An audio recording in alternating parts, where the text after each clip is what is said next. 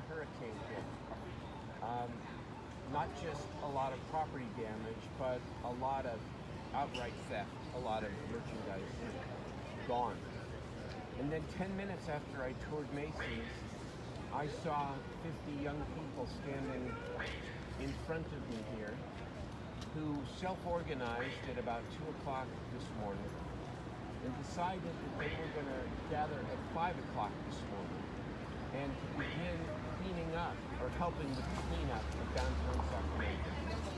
And I can choose, and we can all choose our own path. And what we want to believe is the stronger message. I choose the path of believing that the message of these young people coming together on their own to clean up the destruction is the more powerful message. We are dealing with seemingly conflicting feelings, emotions, and opinions, but they really aren't. All those who are outraged by the death of George Floyd, I share the outrage. I think protests are not just okay, I think they're necessary. I think protests should not just be tolerated, they should be embraced. At the same time, it is consistent to say, as our community and as a country, we should insist that the only appropriate way of protesting is to do so loudly, insistently, but peacefully. And by the way, our history tells us that peaceful, nonviolent, but insistent advocacy is the only way you really make social change. There is peaceful protest does not mean passive protest. It does not mean inaction. It does not imply weakness. In fact, it means the exact opposite. It means strength.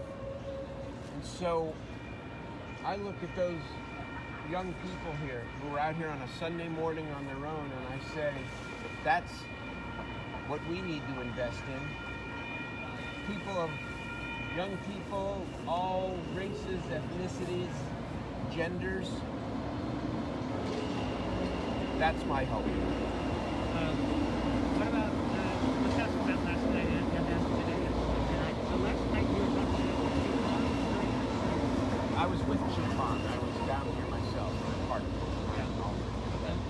What did you see, and then what do you think about the looting and the police response to it? Well, so minimal, I guess. The looting is unacceptable. Look at the police. We're going to assess this today. They are assessing it in real time. I will be meeting with the police chief and the city manager within the next hour. I'm calling a closed session of the city council for this afternoon, and then we will have a public response. I think the police are in Sacramento are in a very precarious and difficult position when it comes to how to respond. This is maybe small comfort, but I think it is worth noting. In other cities, there was the burning of buildings. People have been seriously hurt. In our city, as bad as this is,